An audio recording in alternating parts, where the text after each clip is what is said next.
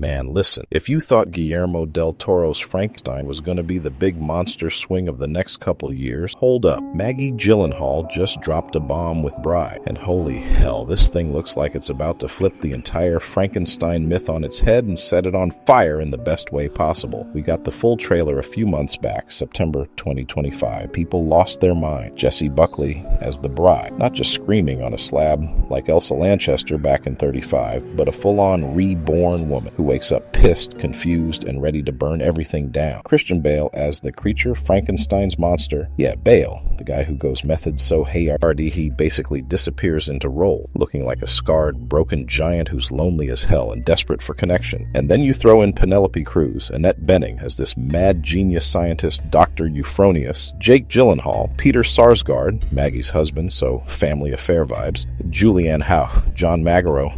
It's stacked. The plot hook.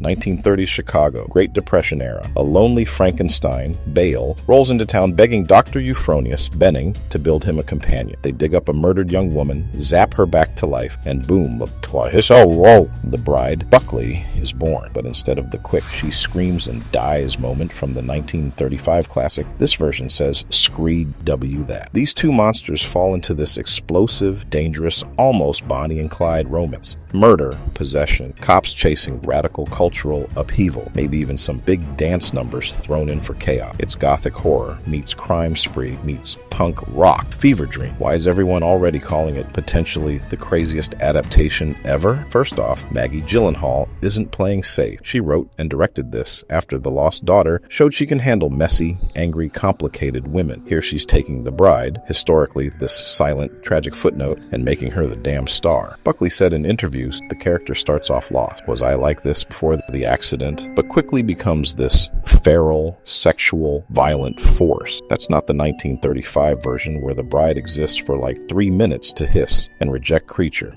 This is full agency, full rage, full I'm not your accessory, I'm your equal, and maybe your downfall. Trailer opens with Buckley tumbling downstairs. Post-revival cuts to grave digging, resurrection, blood, intense stares between her and Bale. And the line, "Here comes the motherfucking bride." Yeah, it's raw. It's got this gritty, almost grindhouse energy mixed with high art gothic visual. Colors are saturated but dirty. Makeup looks intentionally smeared and imperfect. Gyllenhaal even explained that wild smudgy on Buckley's face was inspired by real punk looks and the idea of beauty that's broken and defiant. Production stories are wild too. Started as a Netflix thing, got hit by the 2023 strikes and budget fights, was rumored at $100 million, ended up around $80 million. Netflix bailed, Warner Bros. Picked it up, pushed from fall 2025 to March 6th, 2026. Theatrical plus IMAX. Shot on IMAX Digital, Lawrence Sher, Joker on cinematography, Sandy Powell on costume. Those look insane.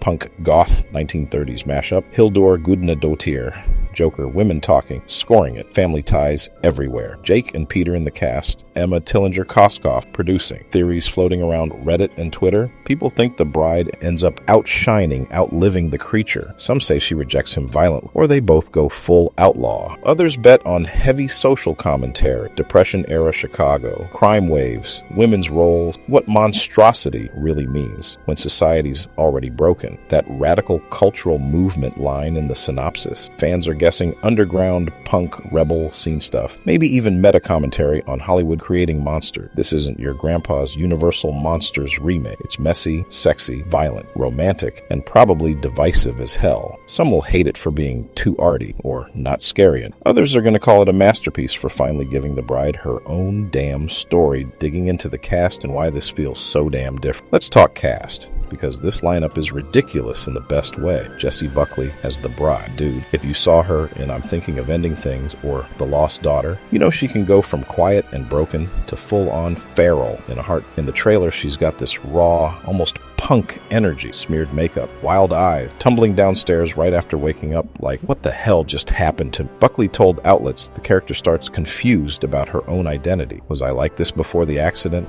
quickly turns into this explosive force. No more silent scream queen. This bride has voice, rage, and apparently a whole lot of agency. Fans are already calling her the real star, saying Gyllenhaal finally fixes what the 1935 version kinda fumbled by making the bride a passive plot device. Then you've got Christian Bale as the creature. Bale doesn't do half-measured. The guy's gonna be huge, scarred, lonely, and probably terrifying in that quiet Bale way before he snaps. The trailer shows him looking desperate and almost sweet when he first sees her, but there's this undercurrent of this could go very wrong very fast. People on Reddit are theorizing he'll be more tragic than monstrous at first, like a depressed giant who just wants someone to love him. But the romance turns toxic and violent real quick. Classic Bale. He'll probably lose 40 pounds, gain it, or whatever method madness he pulls. Annette Bening as Dr. Euphronius. She's the mad scientist who actually agrees to build the bride.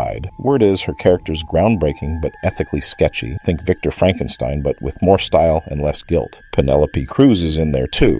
Role still kinda mysterious in promo. And Jake Gyllenhaal plays Ronnie Reed, who's rumored to be this silent film star the creature obsesses over, adding a whole meta Hollywood layer to the monster making. Peter Sarsgaard, Maggie's husband, is a detective chasing the couple down, so expect some tense cat and mouse stuff. The punk goth 1930s Chicago setting is what really sets this apart from every other Frankenstein flick. No castles, no villagers with pitchforks. We're talking speakeasy, Tommy gun, Depression-era grit, and apparently some big dance sequences thrown in chaos. Gyllenhaal said in interviews she wanted to explore the monstrous aspect inside all of us, but in a big pop, almost musical way. The trailer has this gritty, saturated look, dirty streets, smeared makeup, electric resurrection scenes that feel more like a rock video than classic horror. Costumes by Sandy Powell look insane. Punk meets 1930s glamour. Score by Hildur Gudnadottir. Joker Chernobyl is probably going to be haunting as hell. PR abduction drama started at Netflix, got hit by the 2023 strikes and budget fights, was rumored $100 plus, landed around $80 million.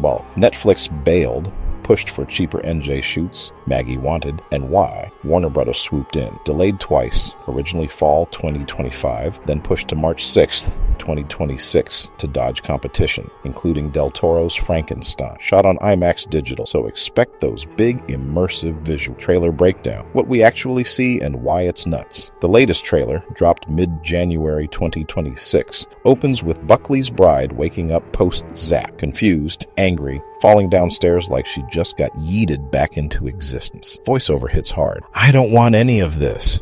Boom. That's all. Eddie flipping the 1935 script where the bride barely gets a hiss before dying. Here she's got full sentences, attitude, and that smeared white streaked hair that screams punk rebellion more than classic horror glam. Cut to Bale's creature looking at her like she's the first good thing that's ever happened to him. Lonely giant energy maxed out. Benning's Dr. Euphronius is in the lab with all the mad science gear, but it's dirty, industrial, 1930s Chicago factory vibe instead of gothic castle. Then the montage kicks in. Grave digging, electric resurrection spark, blood splatter, them running through alleys, cops chasing, some kind of wild dance splash party scene in a smoky club where they're early causing chaos. Ends with Buckley smirking, saying, "Here comes the motherfucking bride," while everything burns around her. It's chaotic, sexy, violent. Feels like if natural-born killers crashed into Universal Monsters with a synth-punk soundtrack. Gyllenhaal said in interviews she wanted to explore the monstrous inside all of us, but in a big pop way. So yeah, those rumored dance numbers are real. Not full music, but like big expressive sequences that mix romance and rampage. The trailer sells it as Frankenstein meets Bonnie and Clyde. Lovers on the run, leaving bodies, sparking some underground movement.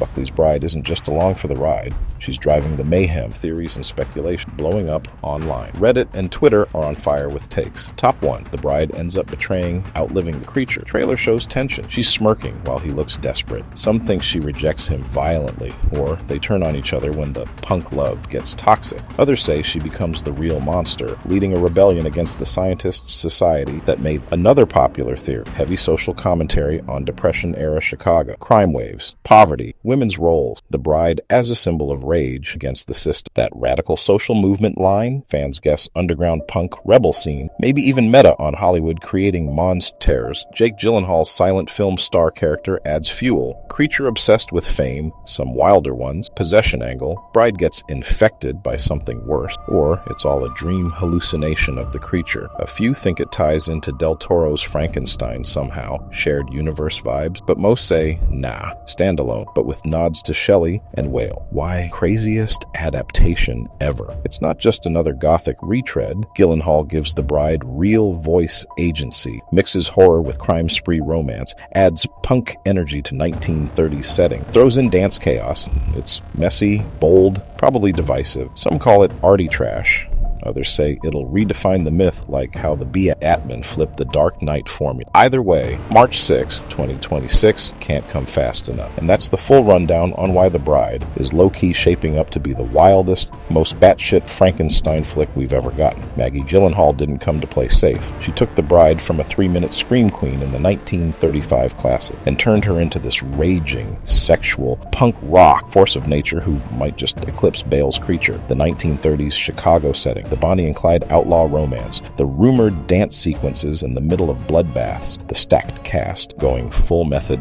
It's all screaming, this could be iconic or a glorious train wreck, and honestly, I'm here for both. Trailers got us hooked, that raw energy, smeared makeup, electric resurrection, cops chasing monsters through speakeasy, and Buckley dropping "Here Comes the Motherfucking Bride" like a mic dropped from hell. Theories are exploding. Bride betrays the creature. They spark some underground revolution. It's all meta-commentary on society making monsters. Whatever lands on March 6, 2026, one thing's clear. This ain't your dad's universal horror. It's messy, bold, probably gonna piss off purists, and blow minds at the same time. If you're not hyped yet, what are you even doing? This could legit redefine the whole myth. Just like how Joker flipped Batman, or the Batman went full noir detective. Drop your wildest theory below. Does the bride kill the creature? Do they both burn the world down? Who's stealing the show, Buckley or Bale? Smash that like if you're counting down to 2026. Subscribe for the full breakdown when it drops, and more monster movie madness. And hit the bell so you don't miss it. What Frankenstein take should we dissect next? Del Toro's coming up or something classic? Let me know in the comments. Peace out, stay monstrous, see you in the next one.